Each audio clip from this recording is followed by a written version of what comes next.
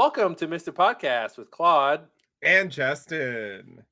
We are back with our Dear Holmes podcast number 2, discussing the November 2022 case letter number 2. A lot of twos here.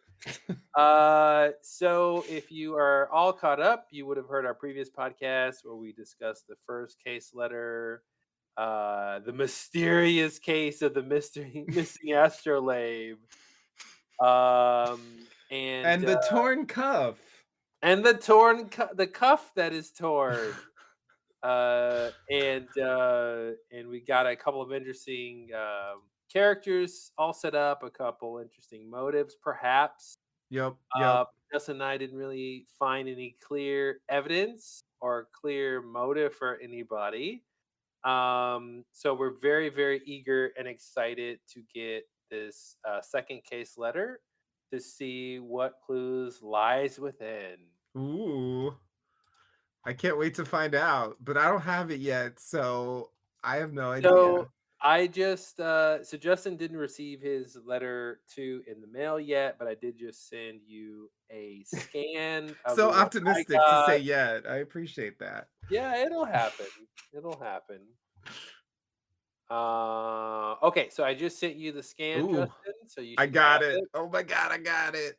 And now you see why I was very Okay. exclamatory about this case letter, because it changes a very interesting thing All right, I from the haven't first opened it case yet. letter. So Oh, so yeah, here here comes the big reveal. I'm okay, opening it now.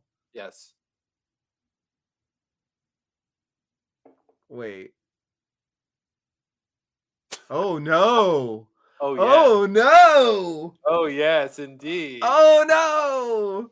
Yeah, Oh no. that's why I want to capture this reaction on the podcast, 'cause Oh I didn't no. expect this. I didn't either. Even though I feel like we almost had this We sh theory. Yeah, we should have expected this. Ah. Okay, so you all Oh so everybody no. listening should be able to see this scan Shit. on the podcast post on Patreon. Bentley Sallow. Bentley Sallow. All right. Wow. Um, so Wow. what we're exclaiming to right now is the fact that this second case letter comes from a different character than the first case letter, which, Rashomon, right? We should have expected that we get other information from different sources. That's classic mystery. But I didn't expect that. So when I opened up the letter here just now, I was really, really floored. And actually, this is really exciting because now we don't have to rely on one person's Yeah. testimony. Yeah. Now we can cross examine and see what lines up, what doesn't line up. What's he gonna say about the cuff? That's what I want to know. He'll say, "My cuff was never torn." He's like, "This cuff is the strongest cuff There's ever one thing I cuffed." know in this world. Exactly. You'll never see me with a torn cuff ever. Okay. Well, neither of us have read this letter yet, so let's dive into Okay, letter number 2. I'm Okay. ready. So the first case letter, if you'll remember, was from Ewan Finnegan, who is the person who is being fingered for this crime of stealing the astrolabe from Adelard University. And so the case letter number 1 was written from his stationery, basically. And what's cool and different about this is from a different stationery, different letterhead, and it's signed by your obedient servant, Constable Bentley Salo. All right, so this is the constable that we heard from in the first letter, and now the constable's writing to Sherlock Holmes, and of course, we're here as a consulting detective trying to solve the case. All right. One thing I want to mention is the first case letter from Ewan was dated 1 May. Thank you. Ah, 1895. thank you. Yes. And this one is dated 3 May 1895. So 2 days later. Wow. Wow. Okay. Only 2 days later. The Okay. top of the letterhead says telegrams, Chester Post Office.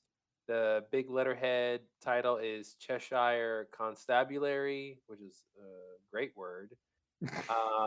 And it's from Chester. Okay, here we go. Dear Mr. Holmes, while under ordinary circumstances I'd be delighted to correspond with the Sherlock Holmes, it disheartens me to see your time wasted by Ewan Funican. He is and always has been a master criminal. I watched closely when my superior, Chief Constable Mayberry, assisted in the downfall of Professor Moriarty those years ago, and it's a certainty that no man could have so closely orbited the professor without assisting in his conspiracy. Funican may have escaped prosecution in that convoluted affair, but in this more earthly crime, where the evidence of his guilt is clear, I will not let him go free. In deference to you, I will answer your questions about the case, but I am confident that in time you will concur with my findings. I first learned of the theft at Adelard College just after 9 in the morning on the 1st of May. I was making my rounds when two professors, McCann Butchart and Oh Ken boy. Garwood, came running to me. Help, our names are crazy. No. Uh, Gorwyd, Goryd, please, two Ds, if you're serious. Is one of the university's more notable professors, always sporting the latest fashion.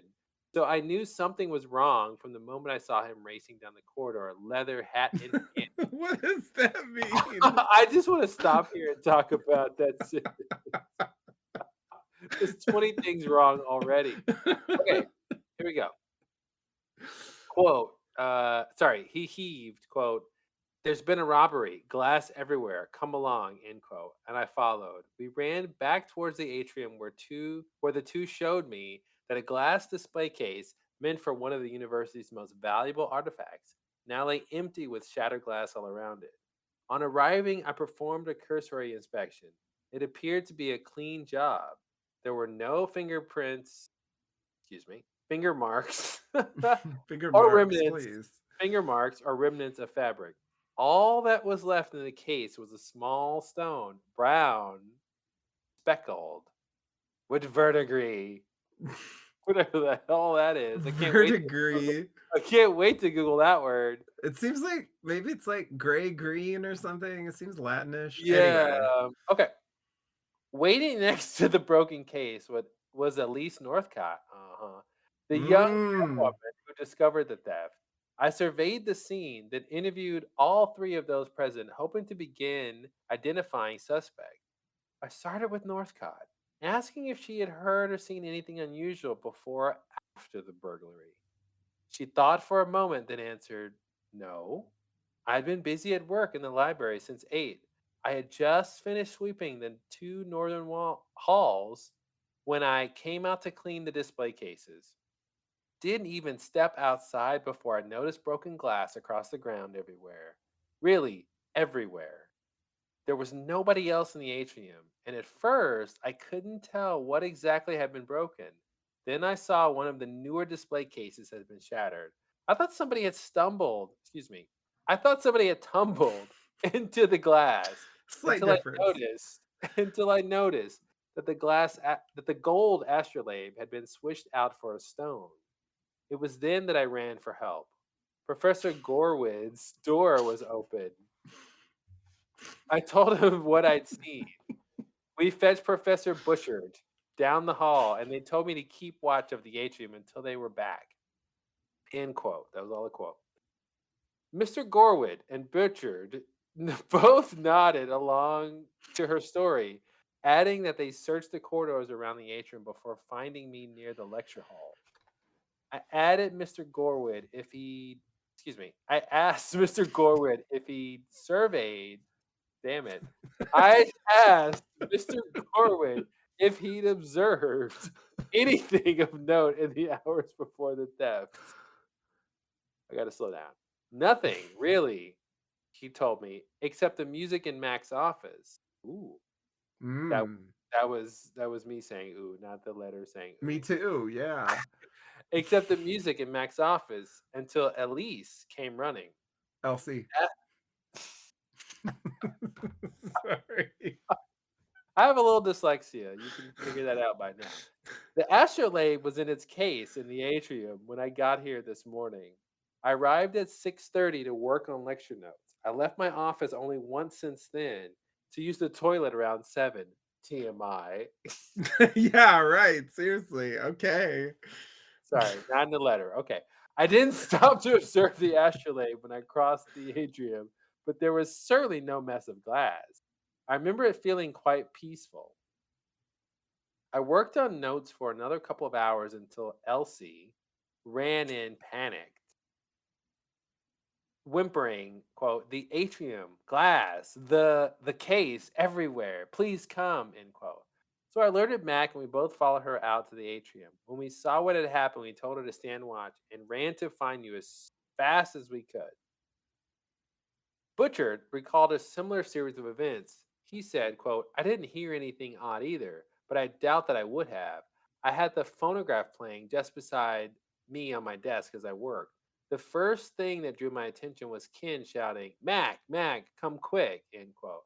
I followed him out to the corridor and he told me of the theft. When asked the charwoman to s- when we asked the charwoman to stay near the atrium to be sure nobody stepped on the glass, and to keep an eye on anybody who did happen to walk past, and then we rushed to find you." End quote. From what I know of the three witnesses, none strikes me as a theft or thief, if you read it correctly. Corwin is something of a snob, and Butchert is has a far from favorable reputation with the barmaids, but both are well compensated by the college. From their dress, I surmise they also have substantial means beyond their wages from Adelard, which would further dissuade them from any impropriety like this. Both are also, from what I've been told, quite brilliant. In academic circles, they're believed to be on their way to greatness. I like my version better. They're believed to be on their way to greatness, is what the letter says. They work in close proximity, so had either of them acted alone, the other would have noticed. They could, of course, have worked together, but there is no evidence in support of this theory, and I can't possibly think of a reason for two men so enamored with their professions to take such a gamble. As for Northcott, she's worked for the college nearly 7 years now without so much as a complaint to her name. It is for this reason she has full access to the grounds at all hours and keys to all the display cases. From my encounters with her, she has always appeared to be honest and hardworking woman. She is the person who reported the crime, and all indications are that she reported it immediately upon discovering the shattered case.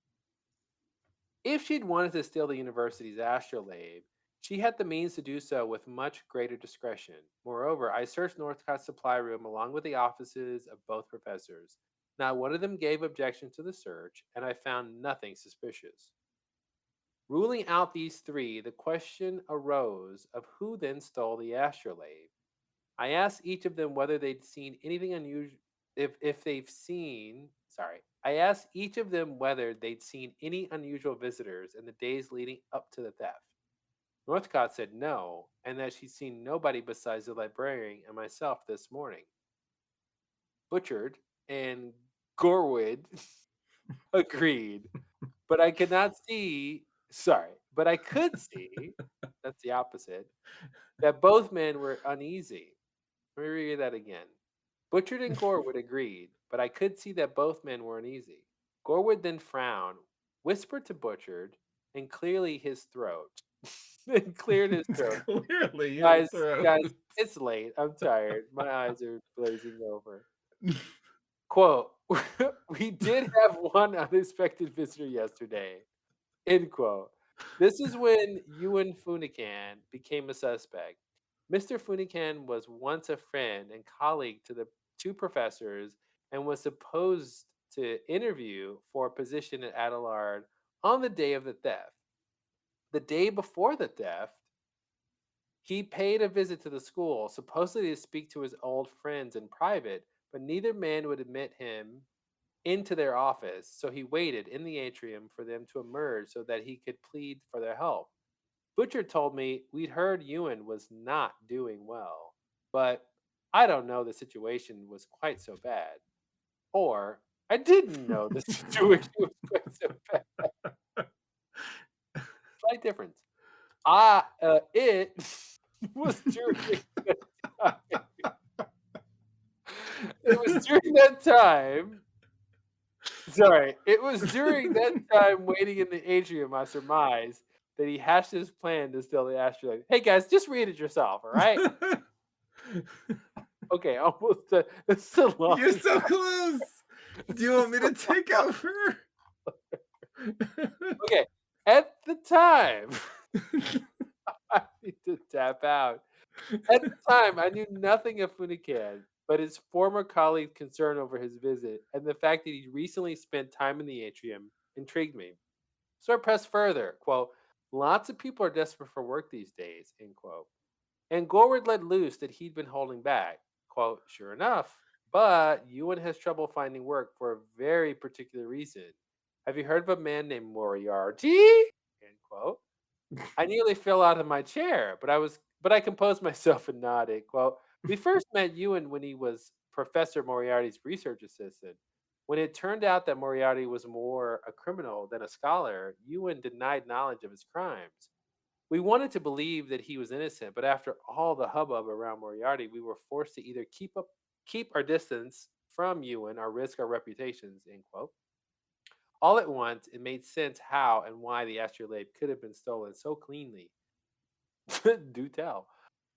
Once I sent away the two professors and Miss Northcott and sealed off the atrium, I located Finnegan in his lodging at his lodgings and brought him to the station for questioning.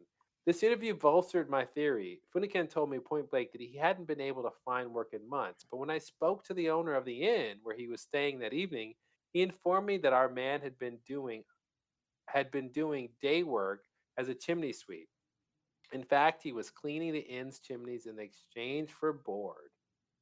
This revelation explained to me a curiosity which hadn't strayed from my mind since first inspecting the atrium, tracks of an unusually dark, dry material. I had initially figured they were made of soil, not an uncommon sight in the atrium, and observed each of the surrounding flower beds for a match. I found none, but after my conversation with the innkeeper, I realized that I'd been altogether mistaken. It was not soil, but rather soot, which somebody had tracked through the atrium. Peculiar, no? I will also note that I've inquired to see if Funiken might have sold or pawned the astrolabe. The artifact has not been sold or offered to either of the local pawnbrokers or Cheshire's resident jeweler, Theodore Wicks, which they've lied about, excuse me, unless they've lied to me about the fact, in parentheses, I see no reason to doubt them. I plan to pay a visit to Mr. Funican at the Adelaide Arms tomorrow at dawn. If all goes well, I'll have the opportunity to inspect his lodgings, even if only briefly, for any signs of the missing astrolabe. Beyond that, the case is presently at a standstill. Yet I don't mind, excuse me. Yet I don't intend to rest until I've gotten to the bottom of this. It's not every day that a university patrol officer gets to take on a case of this magnitude, and I take great pride in being able to make myself of use. You have my word, Mr. Holmes. We'll catch this swindler. Your obedient servant, Constable Bentley Sallow. Wow. Dude, what a long letter. Was it longer than the first one? Or did it just I like don't think so. It was really 4 pages, right? I think that was about how the same. longer? I I felt mean, like there it was felt longer, but I felt like there were so many things that stood out to me. I don't even remember what they were. There was first of all, the cuff never came into nah, question. he didn't even talk about it. I was so annoyed. I was like, "Wait, what? How He did you did- not mention the cuff for your cigarette case?" Dear Like, Mr. Holmes, solve the case of the cut cuff. Like he didn't even care about the cuff. I'll tell you what stood out to me the Okay, what's that to most, you? at first was most of what was in the previous letter was corroborated here. Like Yes. the way he characterized who was where, who did Mhm. what, who said Mhm. what, It's true, it's a good point. It's a very good point. most of that seems to line up. The only thing in here where it wasn't mentioned was this thing about being a chimney sweep at the Mhm. inn. Like he never mentioned that. And in a way, you think he would mention that because Yeah, it because seems like it I makes actually him sympathetic. I was wondering when they mentioned he was staying somewhere, how he was paying for that.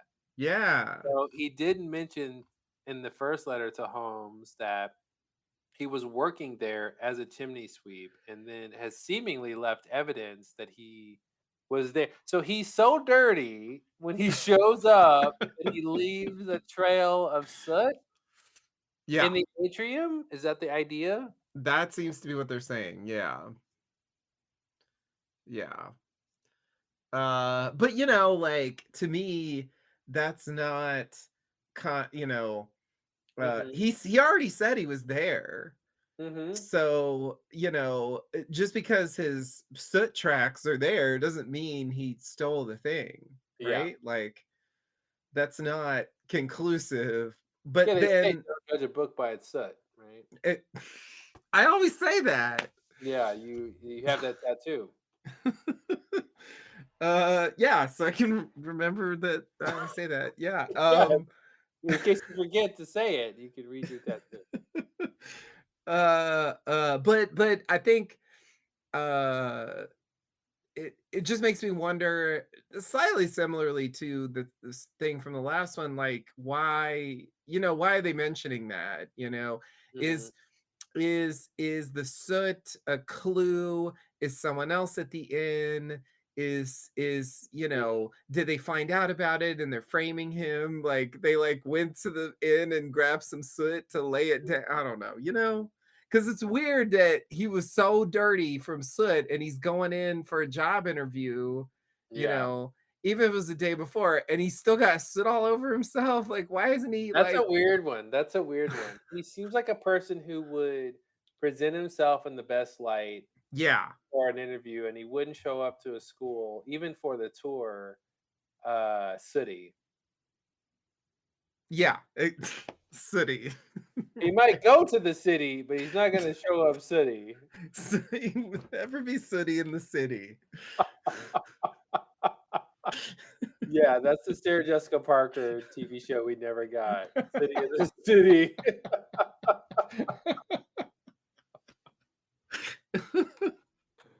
Mr. Big is actually just a chimney. Okay. Um, Yikes. so one thing that stood out to me is the charwoman. They suggested that she has a key to all of the cases. So if she Yeah, wanted to steal it, she didn't need to break it open. right, right.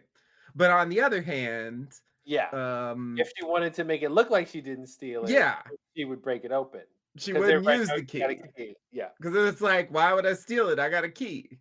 Like, Yeah. why would I break the thing? Let's look up the word verdigris. Oh yeah, yeah, yeah. Um, A bright bluish green incrustation or patina formed on copper or brass by atmospheric oxidation consisting of basic copper carbonate. Think that okay, has okay, so it's yeah, actually not a gray thing. It's like an aqua color. It's okay. oh okay. It's something you'd see on like the Statue of Liberty Statue of Liberty. is that Yeah. green color that the Statue of Liberty has is Okay. verdigris because it actually used to be copper colored when the French gave it to us. Oh, it's not really green. I see. It's supposed to be green vinegar. I see. Mm. That's the origin. So it's like green made by vinegar. Okay. Okay, so what does it say? It says all that was left in the case was a small stone, brown with speckled verdigris. So that means it's copper. That means the stone has copper in it, right? Yeah. That's an interesting That's detail. what it sounds like. So it's Yeah. not just brown and green in general, but it has some copper in it. But if it's rough stone, that means it's a gemstone that's not cut. So it's a Yeah. gemstone with brown that has brown and copper pieces. God, I wish I would have kept up with my gemstone major in college. I would maybe know what this is. Is there so if I say Google gemstone copper brown, what do Does I this occur uh does this occur naturally? does Uh that verdigris? yeah. Yeah, I think so. It's just oxidation on copper. Okay. Okay. All right. All right. Just checking. Just checking. Since all the examples seem like they're done artificially, it just made me Well, I think the wonder. Statue of Liberty is an example, right? Oh, oh, It's it didn't green. look like Yeah, that. when it was given to us by the French, it was copper. Okay. It was the color we think of as copper, and the oxidation has turned it green. Okay. Okay. It's actually all made of copper. Okay. But it looks green because of the verdigris. Right. Right. Okay. Okay. So so I wonder, is there a gemstone? So what's a copper gemstone then? See if Google can help me here. Um Azurite and malachite are copper-based gemstones. Does that help? um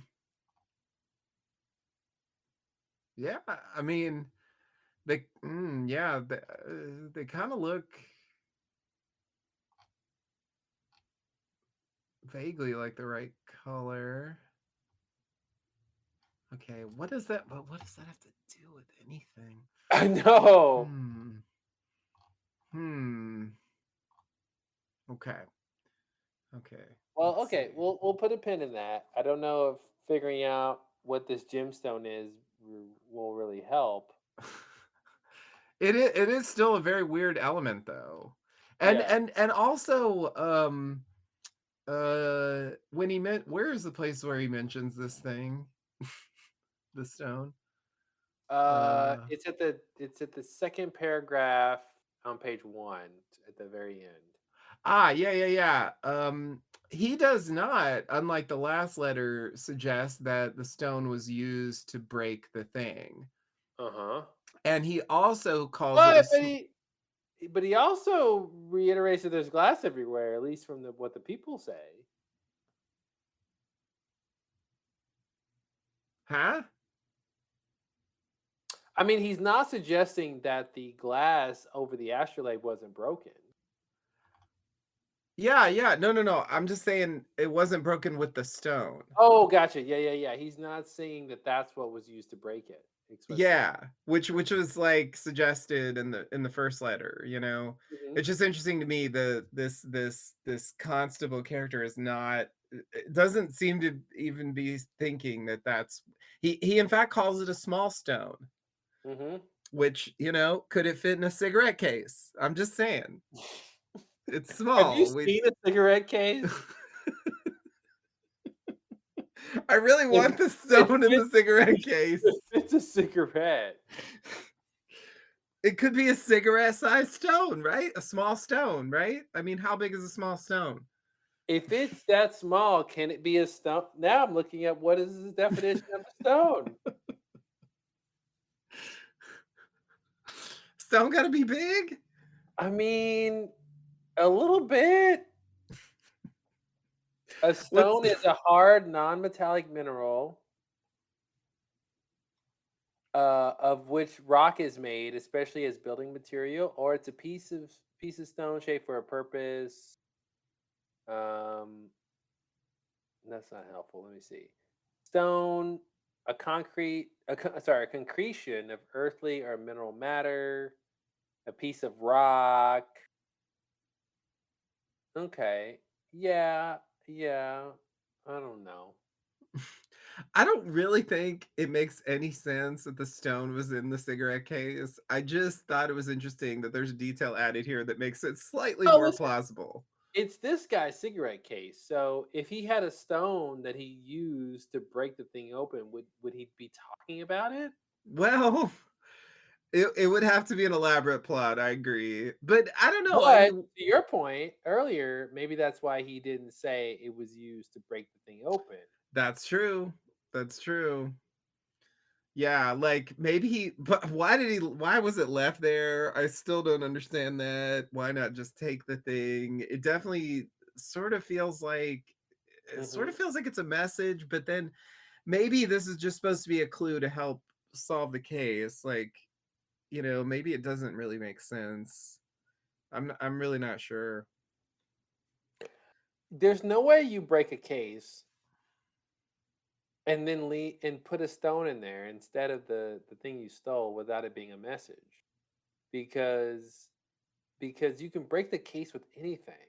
You can break it with a hammer, whatever. You don't need to find something that's so specific that two people have now described it, and then leave it in place of the thing. So it's definitely I my hunch is that there's a message somehow, and that if you knew what the stone was, that would help with the message, Mhm.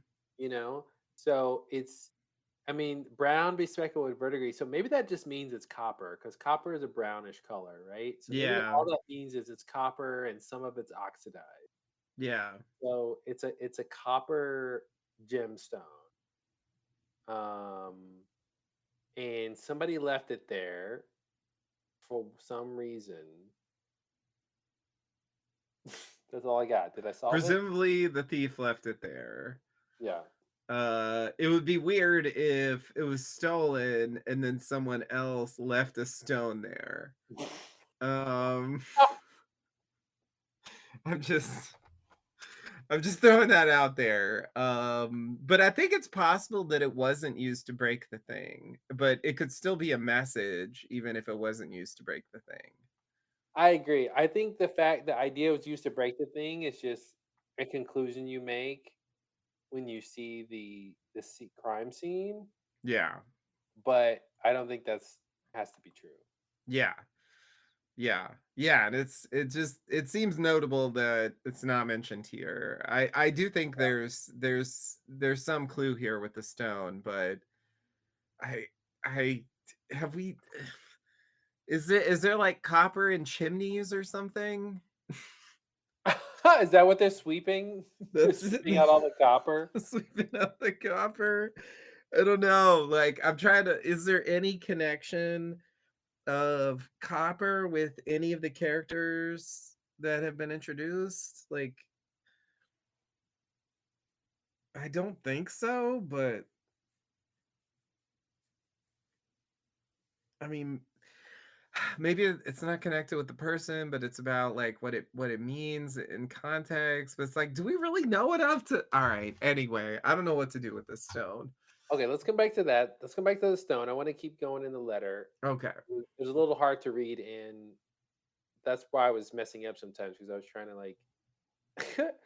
like process what I was reading. I understand. That's why I didn't want to read it because I can't do that. I would have to read it again without saying Yeah. anything. So one thing I think is interesting is just Elise Northcott, the char woman, just talking about how much glass was everywhere. Mm-hmm. She said so the constable asked if she'd heard or seen anything unusual before or after the burglary.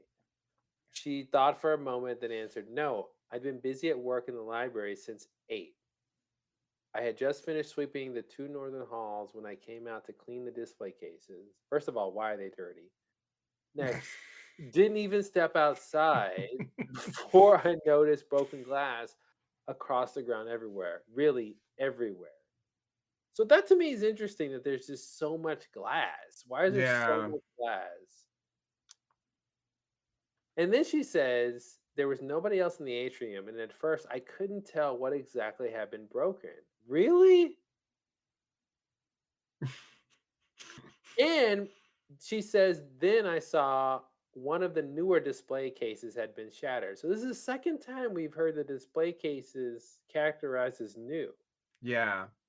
I don't know why, but that is sticking out to me that they're new cases. Yeah.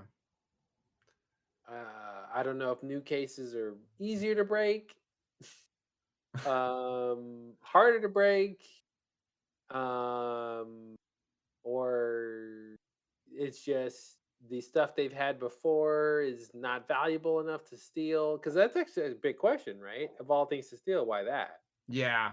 Presumably, Yeah. there's other things they could have taken that's just as valuable. We haven't gotten confirmation of that, but there's clearly other display cases, some older display cases, things they've had before. Yeah. And this is one of the new ones. And actually, that's another point. If it's a new display case and a new thing they're displaying, maybe they recently acquired it. So that might be why the thief wants it back because it was just recently taken Didn't from they say them. something about that? Did they? Am I wrong? I What feel they say? like maybe in one of the interviews, I feel like there was something about uh hold on. Okay, blah blah blah. Maybe I'm making it up.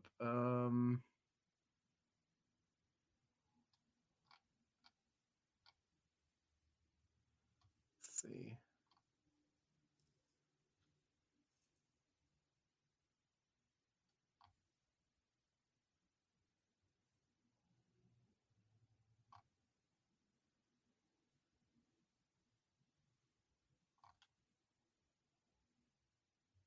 Okay, yeah, no, yeah, I don't see anything like that. I don't know. I had in my head that there was something about, but maybe I'm just thinking of the newer cases thing, Okay. and that was implying that, that they just recently put it out there. Or maybe there was some in Trying the previous to letter. I I'm don't trying to look know. at the timeline here. So we've got it's 6:30. We've got Mr. Gorwood working on lecture notes. He left his office to use the restroom at 7. Okay. He didn't stop to observe the astrolabe, but he didn't notice a mess of glass. So the astrolabe wasn't, was still there by 7. Well, so I'll just inject the possibility that that Elsie stole it with the key and then broke the glass later, which seems really unlikely, but I'm just saying he didn't see it, so it's Dude, I possible. actually love that idea that there's two different things happening at once, that one person could have stolen it and the other person sees it's gone and then replaces it with a more clumsy crime. Mhm. Because the glass everywhere is a really clumsy crime. Yeah. And you probably only, this other thing I wanted to talk about is the music that was being played in Mac's office, Mhm. um, which apparently wasn't by Mac, but by his partner, I think, by the other guy, if I remember correctly. But one of them is playing music, which is Wait, like, the music wasn't Mac? well, let me see if I'm right. He says Mr. Gorwitz said he didn't note of anything. He didn't. Let's see. I asked Mr. Gorwitz if he'd observed anything of note in the hours before the theft. Nothing really, except the music in Mac's office. Oh, he says that's of note, so that's interesting. Until Elsie came running. Okay, so that means that. Sorry, Mac is playing music, but I thought later when Mac is talking, Mac is butchered, right? yes, Mac butchered. Yeah, yeah, yeah. I had the phonograph playing just beside me. Okay, I just misunderstood when I was reading it. Okay, cool. So it's his music in his office. Yeah. Okay. So that makes me think that somebody is confident enough to break the glass since there's so much glass, Mhm. because the music's playing. Yeah. Yeah. Yeah, that makes sense. Which, could implicate Mac or, like if it was to cover it up, Mhm. Like maybe he's in on it, Maybe it's Mac and I Elsie. I'm just saying. I want to dive into this idea that one person stole it for some particular reason, Then a second person sees it stolen. One person steals it using the key, presumably Elsie, and then another person sees it stolen, right? Because he did say, "Hey, I crossed the atrium. Yeah. I didn't notice it was missing, but I didn't see any glass," which we don't want to assume that means it was still there. Yeah. It just means there was no glass, which means it could have already been stolen. Yeah. And then somebody later sees, "Oh shit, this thing has been stolen. I need to now protect that person who I know did it." Mhm. Or some other reason why I want to protect this, and now has this clumsy. So here's a question about this gemstone then. What do are Mac and Gorwood, what do they do? Are they in math or are they in something else? Oh, I guess I assumed they were in math. Did it not say that? I'm looking at the first Uh, letter here. maybe it didn't say that. Yeah, I don't think it's actually saying that. I guess I assumed it from the first letter. Did he Mhm. say they were supposed to be I'm very close to finding out. okay.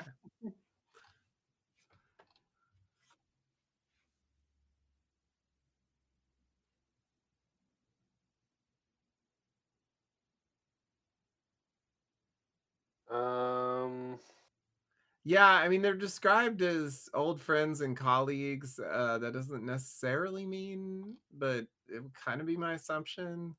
yeah. So Adelaide's. Oh, he says yeah.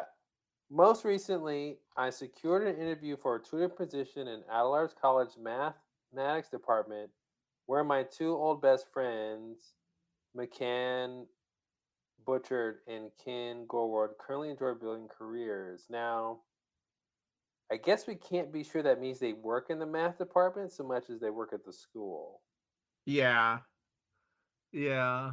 Wait, why are you concerned about what department they work in? Well, if they're geologists and they have Ah, that's where you're trying to go. Okay, and they okay. have access to a rough stone, Okay. Yeah. I got it. I got it. Yeah, that makes sense. That makes sense. yeah, I mean, I I, don't think it's been mentioned, so if that's true, it's something they're holding back. mhm.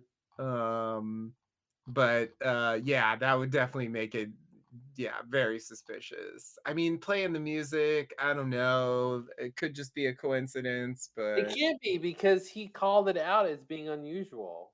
So it's not like he's playing music all the time at 7 o'clock in the morning, whatever it wait, is. who said it's unusual?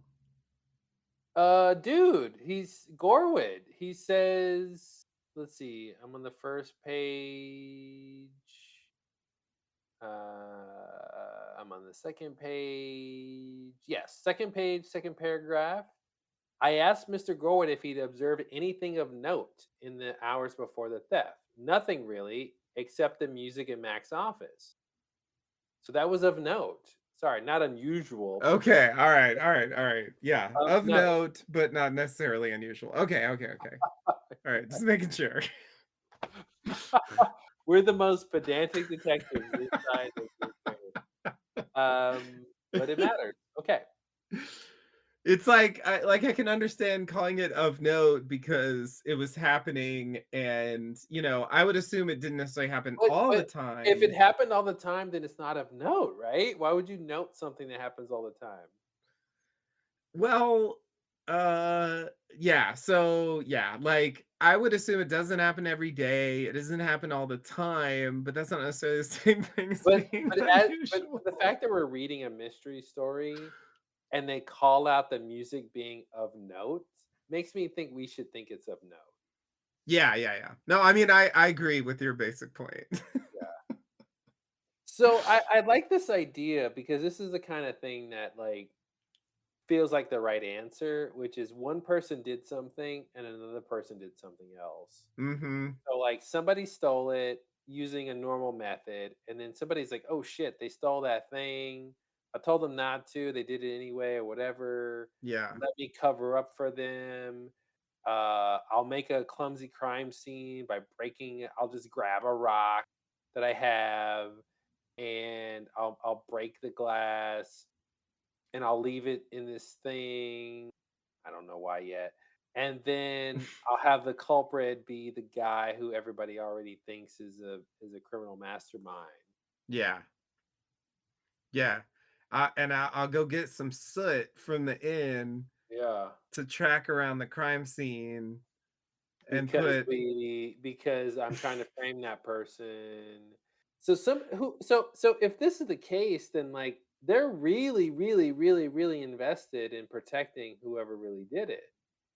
To go yeah. so far as not only to frame Ewan, but to like do the soot the soot part Yeah.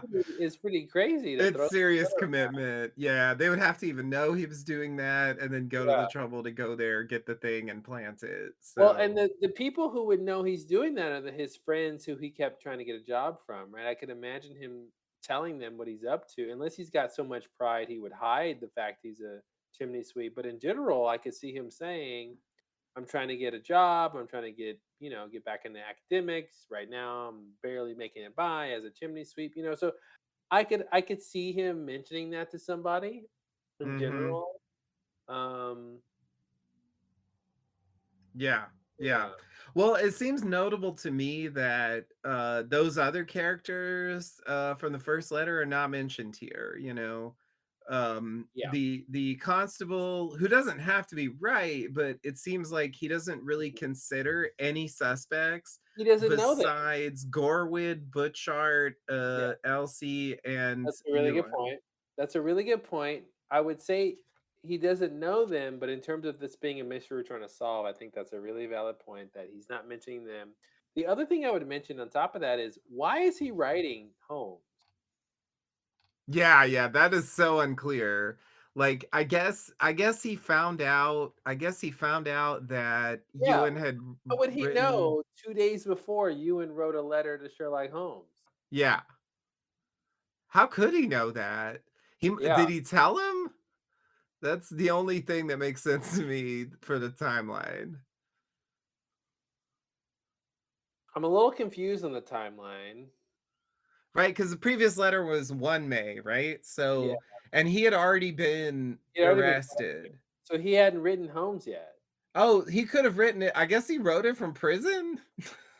Well, he's not in prison. Or oh, he's not even in prison. Never mind. So he Yeah. wrote, yeah, yeah, yeah. So But he wrote he it. But when he was questioned, he hadn't written the letter yet. So it's Yeah. not like he could tell him, "I wrote Sherlock Holmes from the situation I'm in right this second." Yeah. So Oh. So he would have to go back. Oh man, is he working with Elsie? well, I mean, listen, those are the 2 people with the most power in this situation, right? And He's the he knows about the principal. chimney sweep thing because he talks about it. Yeah, yeah, Oh he does. man. Okay, And okay.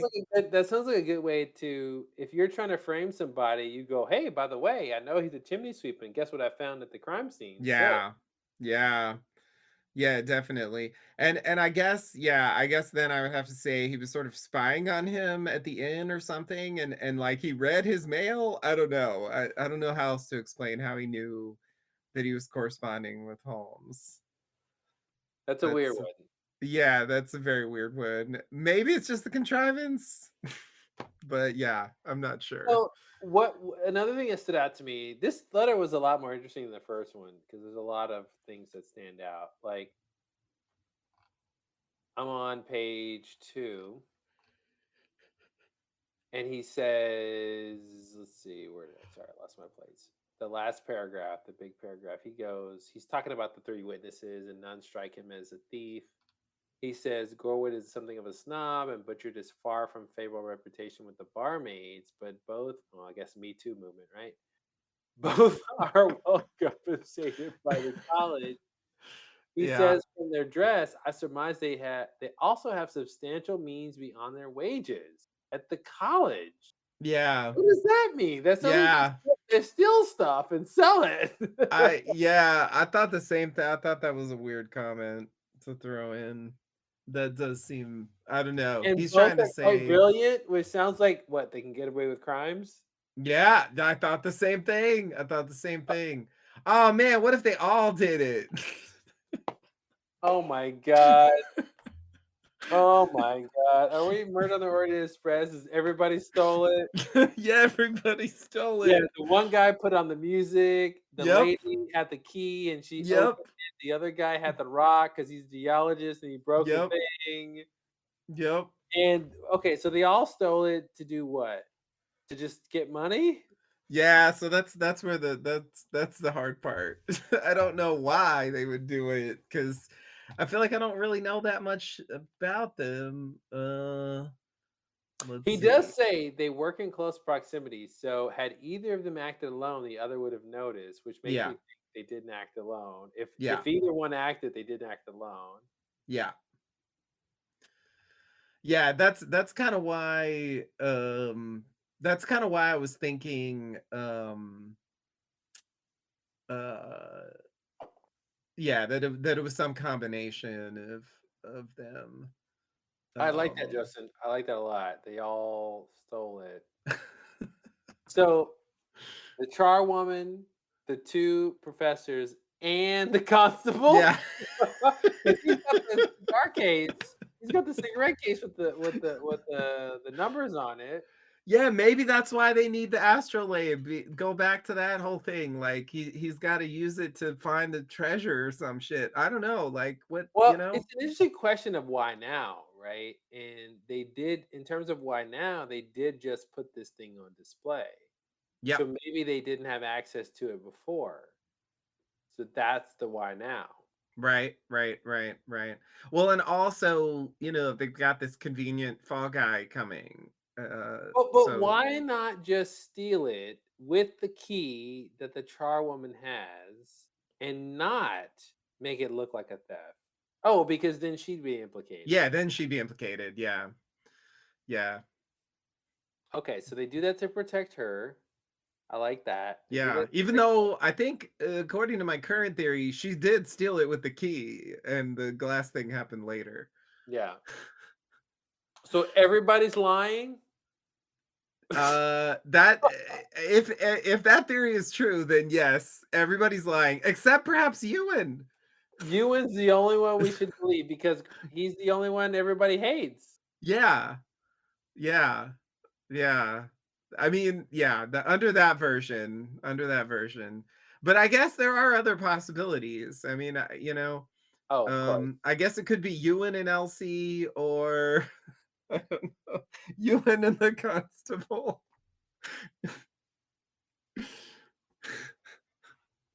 Well, and here's an interesting part. I think this is page 3, and he says, moreover, I searched Northcott's supply room along with the offices of both professors. None of them gave objections to the search, and I found nothing suspicious. So this is interesting to me just in terms of like where is the astrolabe now? Yeah. Right? They didn't Yeah. give objection because they know it's not in these places. Right. So Right. where is the astro is it up a chimney? Um Somebody stuff it in a chimney?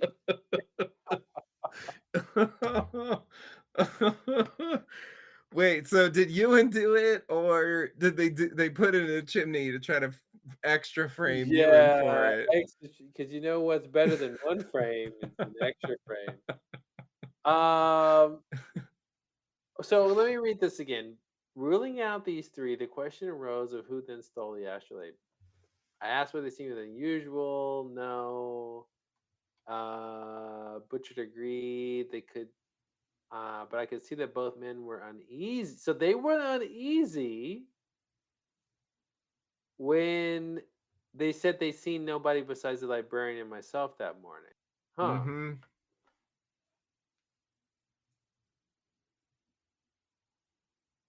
Gorwood then frowned, whispered to Butcherd, and cleared his throat. We did have an unexpected visitor yesterday. This seems like when they're decided to pin it on him, pin it on Ewan. Yeah.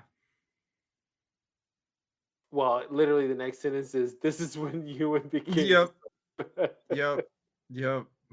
Okay, so that sounds like there was somebody else there, and they're like, "Shit, let's say this other person we saw was Ewan, but maybe." So now I want to go back to Ella or Elsie. Oh no, what's her name from the first letter? Ella? Ella. I want to go back to Ella and say, was Ella there? Because Oh. I think they all know each other, right? Yeah, Don't that's all kind these of what it people know sounded each like. other? So what if she was there? But that would mean that none of them did it, but they're covering for Ella for some reason. Oh man, was it Ella and Elsie? Ella is the E. The I'm E I want spot. Elsie to do it no matter what. Yeah.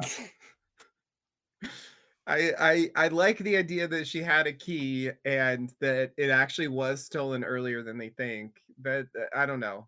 I guess I shouldn't get too attached to that idea, but it's definitely a possibility. Uh, See, yeah, I mean, when I read it the first time, I thought that they were just uneasy because they didn't there's two ways to read it. Like they were uneasy because they knew it was going to make it seem like Ewan was guilty and they didn't want to implicate him, but like they finally give in. Like that's one way to read it. The other way to read it, if they actually did the thing, is they're putting on a show of being reluctant to implicate their friend. Uh that's what I thought.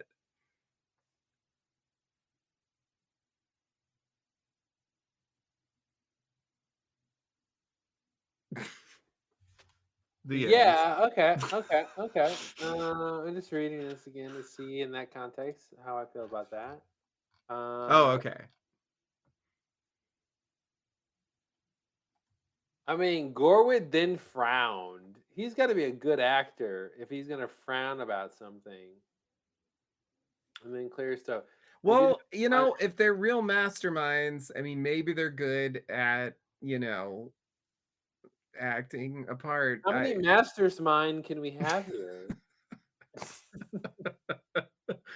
Yeah, no, no. I Everyone's think a it's Mastermind. definitely possible that they're innocent. I think it's definitely possible that they're innocent.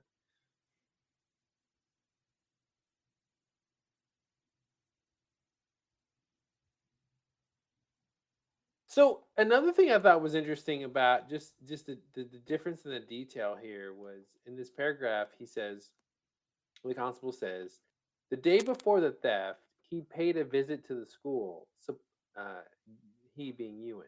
Yeah. Supposedly to speak with his old friends in private, but neither man would admit him into their office, so he waited in the atrium for them to emerge so he could plead for their help. But that's not why he said he was there. He said he was there for a tour, Oh, really? right?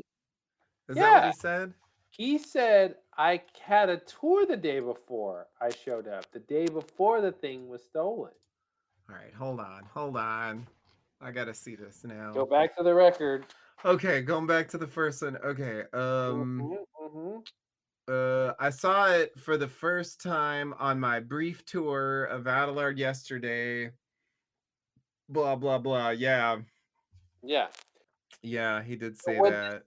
what this sentence also does is make us think that he was in the atrium hanging out, and then he goes, "Hey, what's this astrolabe doing here?" Like it makes him go, "Oh, I'm waiting in the atrium, looking around. Here's something I can steal later." Mm-hmm. Um, but that's not. It didn't seem like that's exactly what he. That's not how he described it. He said, "Hey, I got a job interview for a certain day. I came the day before for a tour, and I saw my friends hanging out, and I went to go talk to them, and they didn't talk to me at all, right?" But the second letter says he showed up to see the friends, and they wouldn't talk to him, so he hung out in the atrium for a while. So it's slightly different. Uh, where's the thing about the atrium? Because this is what he says. It was during that time, waiting in the atrium, I surmised that he hatched his plan to steal the astrolabe. Oh, oh, oh, from Page the three. second one. Yeah. Okay. Page three on the second one. Yeah, yeah, yeah. Uh, Yeah. Yeah. Supposedly to speak with his old friends in private. Hmm. Yeah. Yeah. It's not consistent. Definitely not consistent. Since so many of the details do line up, it's probably worth paying attention when they don't. Yeah.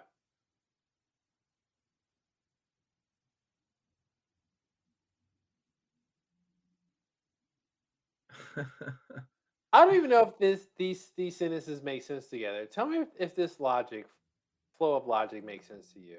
I'm reading it towards the bottom of page 3 on the second letter. He says, Gorwith let loose what he'd been holding back. Quote, sure enough, but Ewan had trouble. Sorry, Ewan has trouble finding work for a particular reason. Have you heard of a man named Moriarty? I nearly fell out of my chair, but I composed myself and nodded.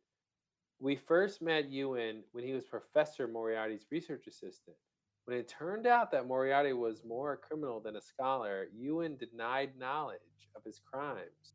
We wanted to believe that he was innocent, but after all the hubbub around Moriarty, we were forced to either keep our distance from Ewan or risk our reputations. All at once, it made sense how and why the astrolabe could have been stolen so cleanly. How? Why? I don't get How and why? I mean,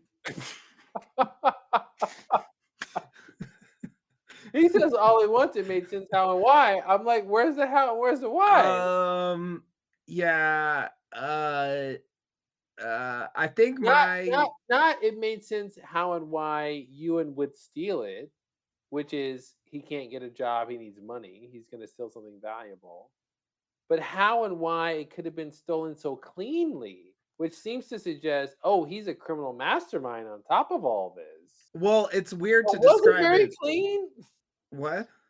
Was it very clean? Was this a clean Well, that's what I was gonna death? say. It's weird to describe it as clean when you just When people are mere writing to Sherlock Holmes about it? mere paragraphs earlier, like it was described as very messy. Yeah, yeah. The scene. I mean, maybe he just means cleanly in the sense that the culprit has gotten away with it so far. I don't Yeah, know, and that like its yeah, location is unknown. yeah. Um, I mean, the way I But read it, it sounds to me like he's insinuating that uh because right in the first paragraph, he mhm, says he is and always has been a master criminal. yeah, Uh, so I'm assuming that later he says he never heard of him before these events. mhm, So my assumption is that he concluded from his association with Moriarty that he must be a master criminal, and that's how the astrolabe was stolen so cleanly because he learned how to be a master criminal from Moriarty. mhm. That's my But assumption. he's so masterful that he's the number 1 suspect. That's what I don't get. That's what I don't get. How are you so masterful, but all these people saw you the day before, all these people saw you in the atrium, everybody knows you have a bad reputation, but, like, you're so masterful that, like, you're the number 1 But no suspect. one saw him do it, and no one knows where it is. And yeah, no, I get your point. It's fair. Yeah, It's not the perfect crime if he really did it. yeah. But yeah, I don't know. I mean, maybe yeah, that's a tough one. It also didn't seem that clean. So yeah, I don't know. There's a lot questionable about that. Um, let's see. Yeah, this interview bolstered my theory. Um, let's see. Yeah. Uh, He seems to suggest that the fact that Ewan says he couldn't find work for months is incongruous with the fact that he was working there as a chimney sweep. But he I think it's does. fair to say by work he means his. the trade he studied for, which is, professoring. Yeah, yeah, I agree. That seems you can't find work for months. What? You're a chimney sweep so you can sleep here. Like, get Yeah, over it. yeah. Yeah, no, I found that sentence very strange because yeah, 100%. Like there's two things about this. Like first of all, like yeah, like I'm sure he meant the work that I'm trying to do, Yes. the work that I'm trained to do, etc. Mhm, But mhm. like and not just like so I could sleep somewhere. Exactly. Um Things are bored, yeah. like whatever thing they'll like let me stay here for, you know. But like the other thing was he says it's the owner of the inn who tells him that Ewan's working as a chimney sweep, right? Mhm. So Ewan didn't admit to it himself, and you know, I mean, that's part of what he's pointing out. But I guess I'm just saying it to say that that suggests to me that I mean, he might even be like embarrassed about it, and maybe that's why he didn't mention it in I the think first he's letter. exactly the kind of person who'd be embarrassed about it. Yeah. Yeah, so that makes it really not seem that suspicious. I mean, you know, there are the sooty footprints, and I understand that's, you know, some kind of implication, but you know, he definitely didn't deny being there. There's an inconsistency about why he was there, you know. It is weird that he would spend the whole letter talking about how all his friends are shunning him and then not mention that, you know, that was the thing that was happening that day and just characterize it as a tour. There's Mhm, something fishy about that. mhm. It's a little fishy too that in the first letter, Ewan didn't say, "I've had no luck finding employment in academia, and my only saving grace has been working as a chimney sweep." He didn't specify that what he was actually doing to make ends meet. Mhm. Yeah. Yeah. So the second to last paragraph in letter two, I think this is interesting detail here. He says, "I will also note that I've inquired to see if Finnegan might have sold or pawned the astrolabe. The artifact has not been sold or offered to either of the local pawnbrokers or Cheshire's resident jeweler, Theodore Wicks." First of all, the fact that they named this guy is Yeah. interesting to me. Yeah. Unless they've lied to me about the fact, I have no reason to doubt them. So this makes me think, if we want to take it at face value, that the person who stole it wasn't trying to sell it for money because it wasn't sold to any pawnbrokers or Mhm. jewelers. So again, going back to the idea that it was stolen for some sort of message or Mhm. some sort of moral reason. Yeah. Um, Yeah. Yeah. Or to find treasure. or to find treasure. It's interesting too. He says, "I plan to pay a visit to Mr. Finnegan at the Adelaide Arms tomorrow at dawn. If all goes well, I'll have the opportunity to inspect his lodgings, even if only briefly, for any signs of the missing astrolabe." The idea that he'll just be able to like spy it somewhere, like, does he thinks this guy's a master criminal, but he's gonna show up at his place and just be able to see it, if only briefly. I'll be able to tell if it's here somehow. Like that's talk about incongruous. Like that doesn't make sense to me. Uh, yeah. Yeah. Well, yeah. Yeah, I guess he's suggesting that he'll, like, walk away for a minute and he'll, like, have the chance to, like, search, Yeah. you know? Never mind, like, why would he I mean, he knows he's a suspect. It's already Mhm. been, like, another night. Like, if he Yeah. leaves the astrolabe in that room, Why like, would he? Yeah, he's not a master criminal if he's leaving it in the room he's a where really bad criminal, inviting and yet he seems with to think that's inviting a possible. constable to, yeah.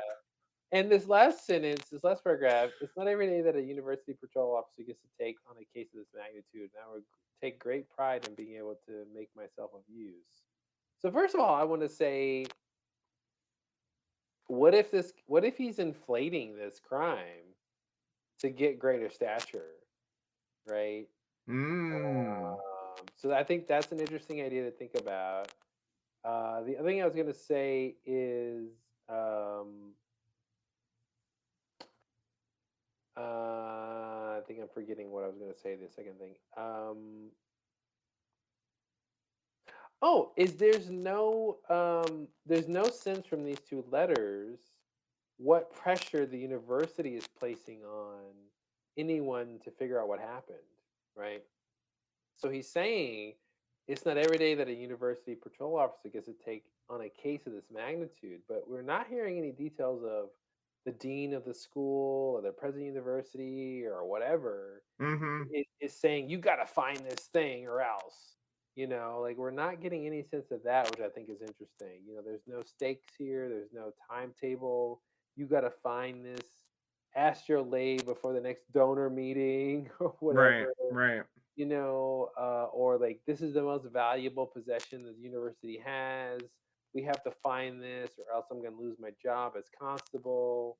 He's sort of taking on him. He claims he's taking it upon himself to get to the bottom of this, right? But he's not saying he's got to do that because the university is making him do it.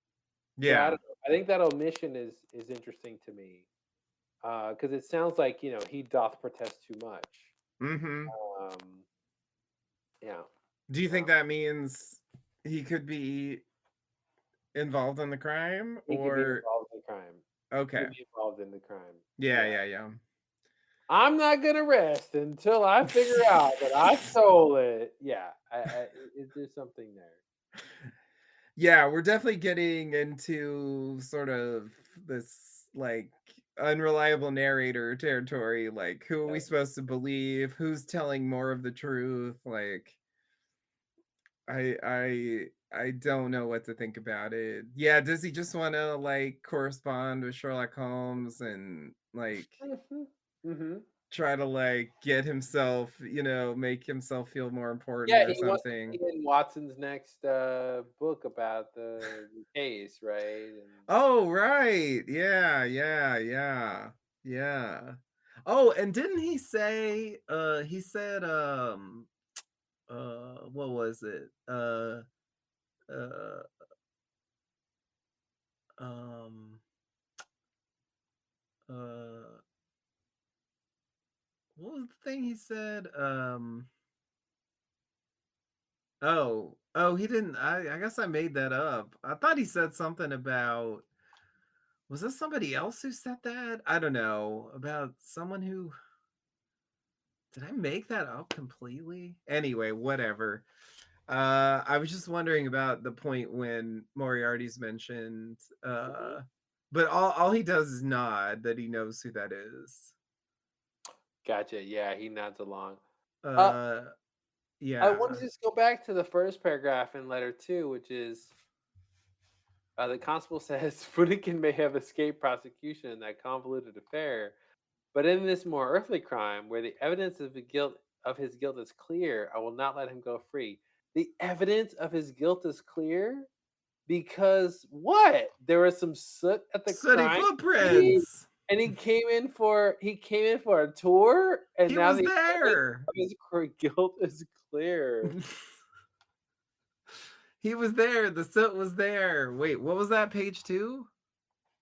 That's the first paragraph of page one. Oh, first. Oh. Okay. Uh. The Oh, very end. okay. Okay. Yeah. Yeah. Yeah. Evidence of his guilt is clear. Yeah. It's sort of like, yeah, I don't know. He's trying to be Sherlock Holmes. It's like, he's like, well, I ruled out all the other suspects, Mhm, and mhm. there's the sooty footprints, and how Yeah. much clearer can you get? I gotta say, if the guilt is so clear, why is he writing to Sherlock Holmes about it? Yeah. Why isn't this going to the judge or the whatever, and the case is closed? Yeah, It's what so the fuck? clear. No, no, no, no, no, no. At the end, he says, beyond that, the case is presently at a standstill. Yet I Mm. don't intend to rest until I've gotten to the bottom of this. But he starts with Yeah. evidence of his guilt is clear. Mhm. And what? Like what? Like Yeah. that doesn't add up. Yeah, some weird happened. It's almost like at the end of the letter, he wrote it before the Yeah, beginning. I don't know. yeah. Well, it's at a standstill because he doesn't have more evidence of his clear guilt. Yeah, yeah, yeah, yeah. That's what I'm saying. Like Yeah, he wrote the rest of the letter, and then they found evidence, which he doesn't mention, of course. And then yeah, he wrote the first paragraph. yeah, yeah. I know that makes no sense, but that's the best I can do. And we'll find out about the evidence later in the next letter, I guess. I don't know. I don't know who the Well, next listen, letter is going to be that's what from. that's what's strange, right? Is he's saying if all goes well, I have the opportunity to inspect his lodgings, even if only briefly, for signs of the missing astrolabe. Beyond that, the case is presently at a standstill. Yet I don't intend to rest until I've gotten about. That means he can't place him at the crime scene. That all he can do is find evidence that Ewan has the stolen item in his possession. Yeah, That's all he can do at this point. He can't actually place him at the crime scene or yeah, really have any motive. Now he's talked about motive and he's talked about when he was at the crime scene. yeah, He was at the atrium the day before, but he's not saying, "Hey, somebody saw him there at the atrium the day it was taken," yeah, anything like that, yep.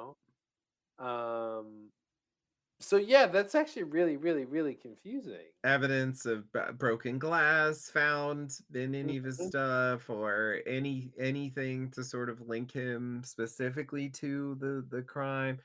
Yeah, I mean, it's all just like circumstance. Like he was there, and he's kind of desperate, and that's it. mhm. So we stole an astrolabe. I don't know. Yeah, they suggest that the two professors don't need the money from an astrolabe. The charwoman might likely need the money. Yeah, She's just cleaning offices. yeah, yeah. But the idea that she would steal it with the key and then somebody's like, "Oh, let me cover up from her so that she doesn't the police don't come after her." But then shouldn't she know better anyway? Well, and then there's this thing about Butchert has a far from favorable reputation with the barmaids. Mhm. Which is a weird random comment to make. I mean, you know, is it going too far to say like maybe he and Elise are having some kind of affair, and he's trying to help her, I don't know, maybe she's got some financial problems, or I don't know, like maybe there's a connection there. There's something that it almost makes sense,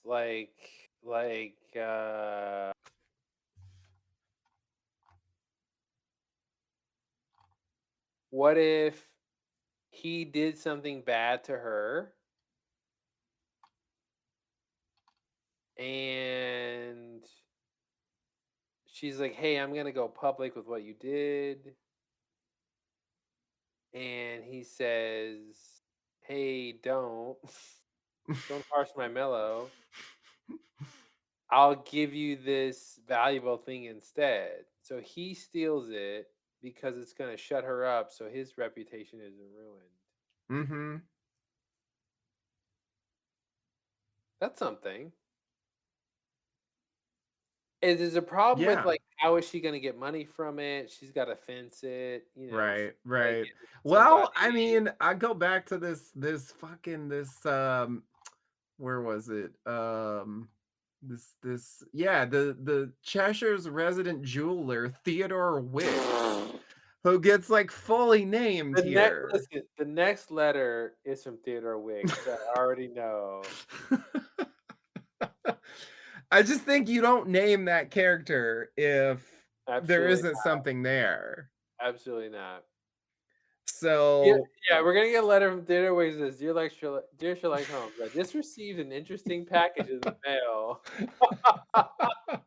It seems to be some sort of sextant." Um, yeah, yeah.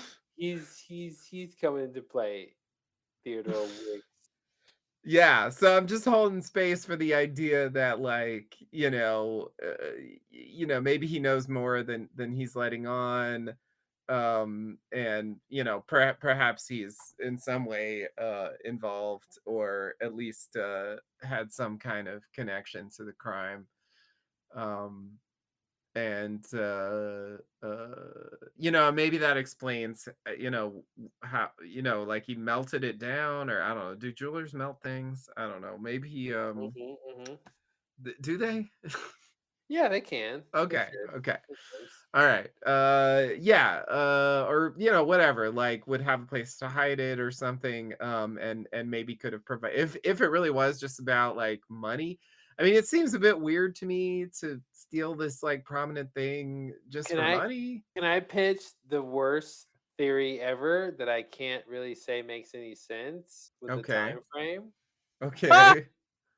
What if the astrolabe was stolen, given to Wicks to melt down, and Mhm. then it was thrown back into the glass cage? Oh, no. Oh, no. The rough hewn rock is the astrolabe. Oh, no. Oh, no. Is that Oh, no. crazy? It makes no sense, but it feels strangely possible. Wow. Wow, Yeah, yeah. because I think there's, like, an hour in the Yeah, yeah, yeah. timeline where that could have happened between, like, 8 and Yeah, 9. so Elsie takes it out with the key, brings it Yeah, to the jeweler, and yeah. then He melts it down, he melts it down, and and then but then, then, like, who gets it and puts it and breaks the glass? Like, what? like, Why is that why did happening? they break the glass versus just putting it back Oh, in the right, they had to break the glass because they needed her to not be okay, accused of the crime. they don't wanna accuse the crime. Okay, But why put the melted astrolabe back? Is that a yeah, message? Is that what the message is? that's part of the message is, I can melt your astrolabe. you can't stand the heat, get out of the kitchen, right? Get out of the astrolabe. Um, Dude, I feel like we're close to figuring this out. There's something there. There's something weird about, like, Yeah. it changing forms Yeah, because yeah, yeah. they both describe this thing. The astrolabe is there the whole time. Yeah, Yeah. And they don't, yeah. because yeah, it's totally, like, He's a chimney superfluous. sweep, which Yeah. is where fire is, which is where you melt things. Oh, no. That's why there was soot there because he he went to his chimney and he was like, "What's this burnt astrolabe doing here? Let me go put it back where it wa." Dude, I feel like we're so close. We're so close. Wait, wait, are you saying he put it in the chimney or somebody else put it in the chimney? He found it in the chimney. He just found it? Oh, How'd it maybe get that's there? it. Oh, maybe that's it. Maybe the thief stole it. They hid it in the chimney, not knowing the fire was gonna be used. Then it was used and therefore melted it. And they're like, "Oh, let me put it back where it Okay, that doesn't make sense, but I feel like we're close. I feel like we're close to a clever solution. No, I agree. I think it's a good idea. It really makes use of the thing of the like, gives a reason why it's there, what it has to do with anything. It's just the scenario of why you would steal it, melt it, and then bring it back. That's a hard one. Where, like, coming up with a story Mhm. where that actually seems reasonable, like, I Yeah, don't know. yeah. It's really hard to envision, like, unless there was some secret thing on it that they wanted to cover up, or What if Ewan stole it, but he only meant to borrow it for some reason, but and he hid it in the chimney while he was borrowing it, and he was like, "Oh shit, this chimney was used." Oh no, I gotta put it back now. Okay, it didn't quite land. Okay, it didn't really get there. It didn't really get there. Um, But he's just hiding shit in the chimney. It's so weird. Like, why? Why is everyone hiding things in the chimney? well, it's a great place to hide stuff. Is it?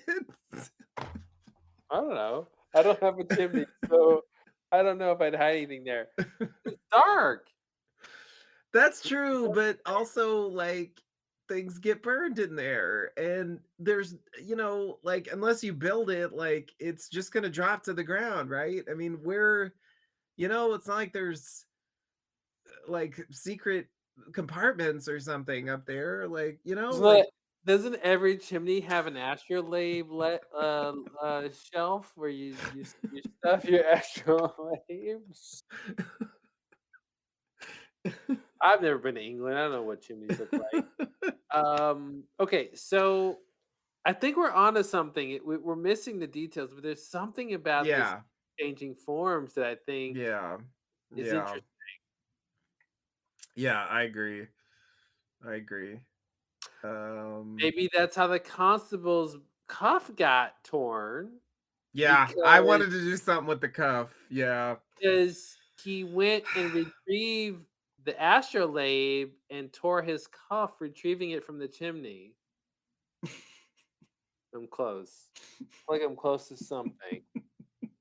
Wait, why did he put it in the chimney? Did he He did just he knew it put it in was the there. chimney before I he don't know if even he knew. I don't think he put it there, but he knew it was there. he just knew it was there? How did Okay, he how about this? You want a solution? Yes, I do.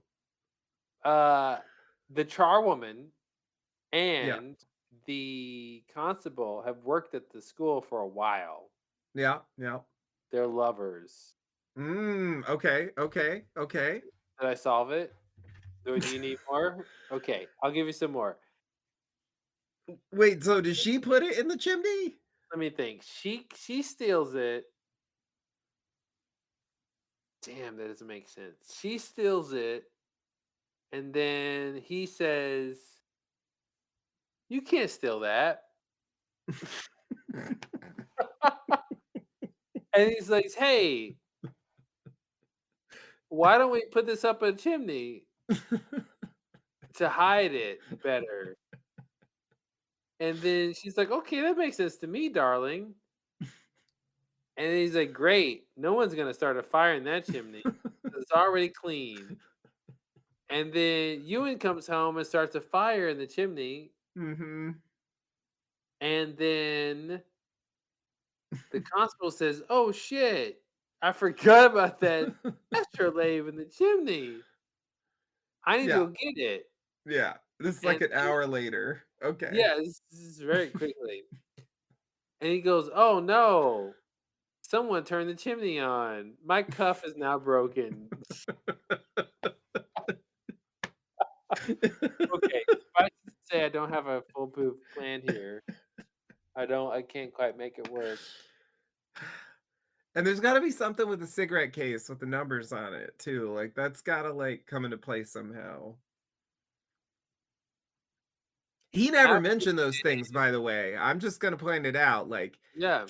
he never said, like, "Oh, and he broke my cuff, and Mm, he wanted a cigarette, but I didn't have any, and my cigarette mhm, case was empty." So that to me, that means one of 2 things. mhm, One, that was a lie, and actually, Ewan made that up for some obscure reason that we maybe will understand later.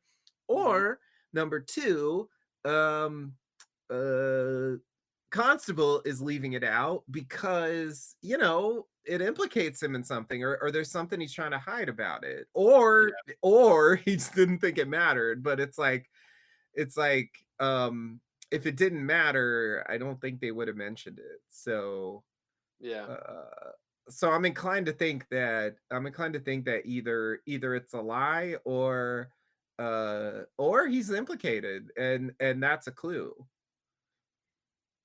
wait, I don't know why. implicated yeah, why? But it just in terms of, like, consistency, because mostly I was focusing on the fact that Ewan's story was, like, corroborated by this, but I think it's also worth noting the parts where it does, where the constable story, it doesn't quite match up with what Ewan said. Yeah.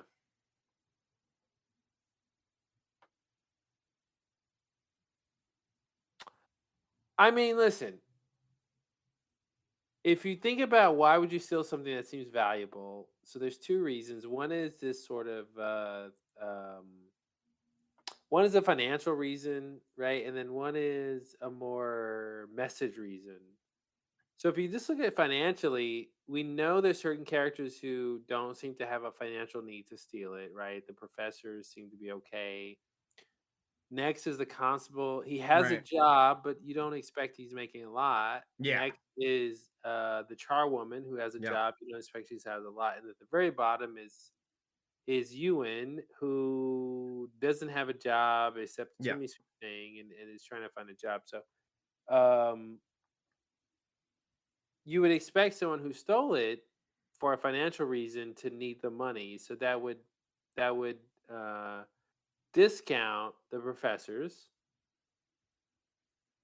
and it would only be the constable, the charwoman, or Ewan who would need the money. Um, Now they can't just pawn something off that's this recognizable, right? That's the other problem. Is it's a pretty specific thing about here. Yeah. I mean, I think that's why if this uh uh or Theodore Wicks was involved, like, he would have to be in on it in some way. Theodore Wicks, Marvin Waxman, Oh my god. Teddy Waxman.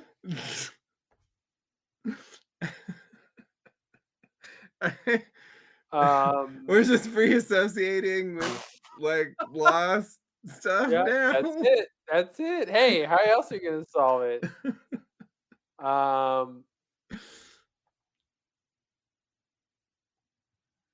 What's weird again? I think it's so weird that the constable is talking to Sherlock Holmes like, "Hey, I think this guy did it. I think Ewan did it. He's a criminal mastermind work for Moriarty. By the way, I'm not gonna rest until it's done. And if I get to his apartment or his lodgings, then I will look for it." And it's like, who is he trying to convince and why? Like, why isn't he saying, "Hey, I have XYZ evidence that I've sent to the police or to the district judge or whatever, the magistrate, whatever the organization is," right? Like, why is he trying to convince Sherlock Holmes of anything? Because I feel like he could just say, "Dear Sherlock Holmes, I got a chance to check out his lodgings and I found all the evidence." Like, you know what I mean? Like, can he just say that? Like, if he's trying to convince Holmes of something, he can say anything. He can say anything? Well, couldn't he? Can he? Are you I mean, Wait, if his point is to convince Sherlock Holmes of something, yeah. okay, okay, okay. I see what you're saying. Yeah, Like, couldn't he say, "Dear Sherlock Holmes, I'm writing you to let you know I found all the evidence against Ewan in his lodgings." The end, mhm. right? Yeah. Yeah, yeah, yeah, yeah, yeah, yeah. I mean, Versus saying like, "Dear Sherlock Holmes, the police department has found this evidence and therefore he's guilty." mhm. Right? Like, one is more subjective. Yeah. Yeah, yeah, yeah, yeah.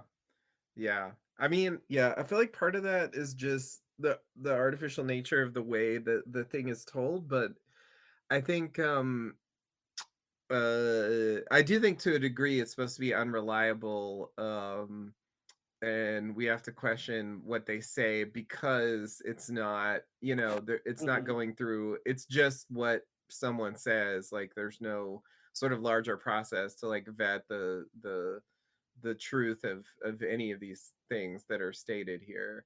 I think I think between the two letters, like, okay, I mean, here's third possibility is you and the constable are collaborating. I have to throw Mhm. that out, but assuming that's not true, then I tend to think that the places where the two letters say the same thing, then I'm inclined to believe that those things are true. Mhm. Since it doesn't seem like they're collaborating. I mean, if so, it's a long con. Yeah. And we don't know why they would collaborate. I Yeah, mean, of all the things to steal for money, this seems like not the obvious thing to do.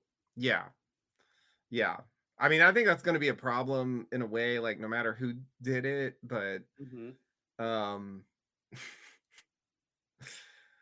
but yeah, I think, uh, it's a good starting point to just line them up and, um you know, I'm slightly curious about the slightly different color descriptions of the stone, but I do think that there's something there. Experiments with the astrolabe. I don't know. There's something there, like, Well, you make a good point because in general they describe it the same. But he says verdigris, right? yeah, Which is a very specific thing. yeah, And so why does he know what that is? He didn't say it was green. I would expect the constable to say it's brown and green, right. and the academic scholar to say To say verdigris. verdigris, yeah, So he says verdigris, which means he knows it's copper that has been oxidized and looks green. yeah. That's suspicious. Hmm. That is suspicious. Hmm. Yeah, that's a good point. That's a good point. He is there. He Mhm. works there. He knows about stuff. Yeah, I mean, I was suspicious of him from the first one. Um, just from the weird cuff incident. Mhm. Uh, yeah, yeah, that's interesting. That's interesting. Yeah, I Where guess was that at? Where was that sentence? which one? Oh, here we go. Second in the second paragraph, page 1. All that was left in the case was a small stone, brown, speckled with verdigris. Yeah, And again, he didn't say, "Oh, the stone was used to break the case," right? right. Which is what I would expect of somebody who knows that that's not what the stone was for, right?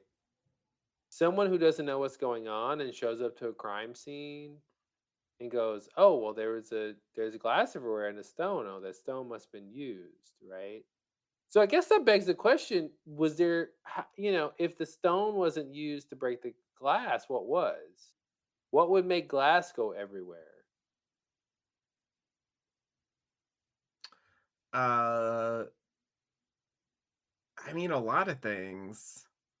But is there like an object in the story here that would make sense? A cigarette The case? cigarette case. Uh, yeah, yeah. I mean, I would think that could do it. But those are so small and delicate. Like God, why are you cigarette? You need to get a big one. What are you doing with your small ass cigarette it cases? Come only on. supposed to fit a couple cigarettes. Yeah, yeah, no, yeah, for a And little you're tiny right though, one. dude. The fact that he didn't bring up the cuff, because he could say, because he's been downing Ewan the whole time. He could Yeah. say, "Oh, he's such a criminal mastermind. He even broke my cuff Right, right. and he didn't bring that up." Yeah, yeah, Which means that Ewan, I'm sorry, that the constable is saying that Ewan broke his cuff because the constable realized, "Oh shit, I broke the case. My cuff got cut. I need an excuse onto Yeah. what as to why my cuff is now cut." Actually, Yeah. that's gotta be true.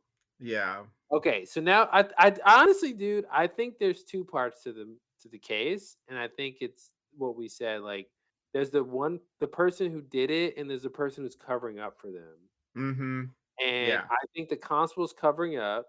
Yeah. He got his, cuff cut on the case, Yeah. uh, and he's covering up, but so who's he covering up for, and why? So did he this covering up means somebody opened the glass case with the key, they took out the astrolabe, they closed it, there's nothing in there, it's just a glass enclosure. And then he shows up and goes, "Oh, look, there's nothing in there. Somebody stole it. I'm going to not only break the case, but put in another object there to begin with." Like, why not just break the case and not put any rock in there? Mhm. Yeah. Yeah. Yeah, the rock thing is that that seems like one of the hardest things here. It seems much easier to come up with who did it than like why the rock thing? Because Hmm. like, do we know enough to even explain that? Uh, I was just reading the first letter and I forgot about this, but in the first letter it says the constable then confirmed with the college that I had not only registered for a tour of the grounds yesterday, but had also been scheduled for an interview today. So he's actually saying that the constable confirmed that he was gonna have a tour, which doesn't seem to line up with uh, the thing that they said Hmm. about that here. But I think that was actually like Mac and Gorwid or something. Hmm. Right? They were the ones who said, "Oh, he just came to talk to us." Right? Isn't that what they said? Um, Basically, in the second letter, it says that they said The day before the theft, he paid he a visit to the came to school, talk to his supposedly to speak with friends. their old friends in private. With his Yeah. old friends in private. But that's not why he came. He came for the tour. Yeah, and he said that the constable confirmed that he went there for a tour. Where's that in letter So one? he all right, let me find it. Uh oh, I pulled up the wrong one. See, I want number 1 to be first, but it's actually second. Okay, let's see. Um Here it is. Yeah, it's at the bottom of page 3.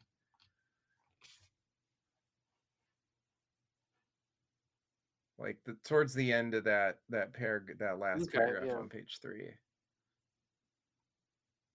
How is the constable confirming this from his perspective? Um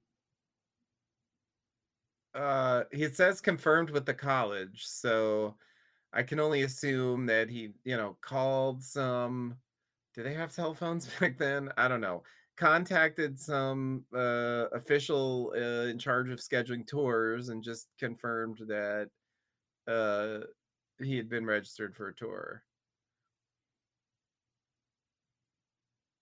The constable then confirmed with the college that they had not only registered for a tour of the grounds, but also been scheduled for an interview today.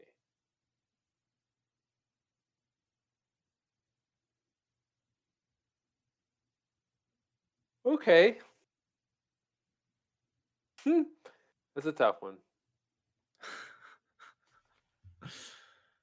Matt claimed I must have hidden away the artifact, whilst Ken repeatedly explained that I was Professor Moriarty's protege and therefore obviously a Viper. Yeah, yeah, that's so interesting. That's so weird. The way the constable portrays it, it's like they were really reluctant to implicate him. Mhm. But then the way this portrays it, it's like they're like, "Oh, you like, of course you did it. I know you did," like I don't know. There's an inconsistency Which is there. also how the constable's portraying it in general, that this guy's a mastermind, I know he did it. Yeah. Yeah. Yeah, but he doesn't say that, But Mac and they said Ken that. say that. But he says that he was just there to see them, but not for any, so he couldn't have, so if he had confirmed with the university that Ewan was there for a tour, why wouldn't he tell Holmes that? Yeah. Yeah, I agree. Yeah, why not? Yeah. I mean, Why it not just say, seems "Hey, he was here for a tour the day before, and he was in the atrium hanging out," versus, "He was here the day before to talk to his friends and then hung out in the atrium." yeah. Yeah. Yeah, yeah, it seemed to me um it seemed to me like he was describing what they told him. Yeah, and so he says, Ewan says that he learned that the astrolabe had been part of the college's collection for some time. So that's interesting because it was a new case. Yeah. So it's been there a while, but it hasn't been on display, which means it hasn't been easily accessible. Yeah. That means that somebody had wanted it but couldn't get to it until now. Yeah. Who was able to get to it now? The charwoman with the key. It should be the people who were there before. Yeah. Um, if that's really a thing, like, oh, it's accessible now, like we can have it. Yeah, no, she's pretty high on my suspect list in terms of like having access. There still has to be someone else involved, I think, but I think that's uh I think that's a good starting point. I if she's not involved, then I would have to Wait, what? who's the one who has the Me Too problem? Oh, that was hold on, let me find. Uh that was um that was Butchart, which Mac. uh is that Mac? Keep forgetting. Yeah, that's Mac. Yeah. Yeah. And he's the one who had the music playing. Correct. Yeah. He did it. He did it. He's covering up from her Yeah. because he did something wrong to her. Mhm. And she says something about, I'm going to go to university. I'm going to get you fired. I'm going to ruin your Mhm. reputation. And he's trying to pay her off. And he says, either he says, "Give me the key and I'll get it and give it to you," or he says, "You take it and I'll cover up from you." But I'm now like thinking him. He's the one who has a direct reference to wanting to cover up for her. Yeah. Yeah. Yeah, no, I agree yeah. And playing the music that covers up the sound. Hmm. I think that fits pretty well. Doesn't explain the rock. Something about I like she's like, well, you did this thing to me. I'm gonna I'm gonna make you look bad. So I'm gonna take this astrolabe, and then he's like, "Oh shit!" Like I don't want anyone to see that it was taken and implicate me. So I'm gonna make like a robbery. Um, what did you say? It doesn't address what? The rock. The stone. Why they left it in the place of the thing? Yeah. Yeah. I'm just saying that's still a problem. It doesn't I mean there can be a reason. It's just there's at some point that has to be explained. What But if? But I in general, the theory seems plausible to me. What if the charwoman uses her key to open the case, takes the astrolabe, and she's trying to embarrass Mac or do something weird, and she has it melted down, and then she puts it back in the case unbroken. Then Mac sees it that this thing is now ruined or whatever, melted down, and then he just breaks the case to make it seem like, oh, this thing was stolen, but in fact, the rough stone is the astrolabe.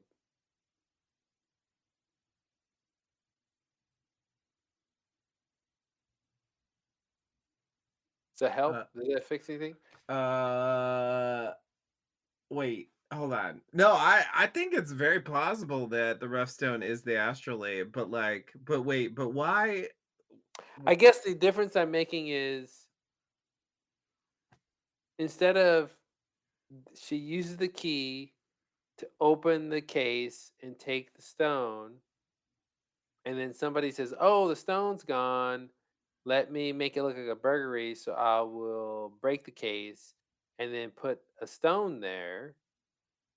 Instead the situation is the the astrolabe is taken, turned into the stone, put Mhm. back into the case. The case is still complete. It's not Mhm. broken yet.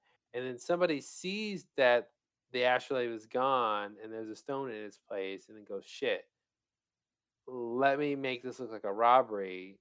Mhm. And I'm gonna and basically all they have to do is break the case. They don't have to take the stone, which is why the stone is still there. Right. Right. Um, Right. I mean, that's fine, but like, but why take it melted and then put it back? Like, why would you do for the that? message. That's where the message comes in. Okay. Mhm, Okay. mhm, mhm. Okay. That's a message we need to find out about, I guess. Message of one. Um but yeah, yeah, yeah. That's I mean that scenario can work, I think. All right. Well, listen, I really want to get letter number 3. Yeah, definitely. Definitely. I Because hope this it is, helps. I hope it doesn't just make it more complicated. yeah, it's gonna be a letter from the astrolabe itself. Dear Sherlock Holmes, I'm stuck in a chimney. Please save me before they melt me down. I'm just a melted ass rock now. Yeah. I feel like we're onto something with the counterintuitive like possibilities of who did what and why, Yeah. but can't really piece it together yet. Yeah, yeah, yeah. It seems like there's not enough information. I definitely once we get it, I gotta go back and just see like how much of this was Could really have been, possible and how much of it yeah, would involve like wild speculation to ever come up with. yeah. All right. Anything else before we wrap it up? Uh, I no, I think we covered it. All right.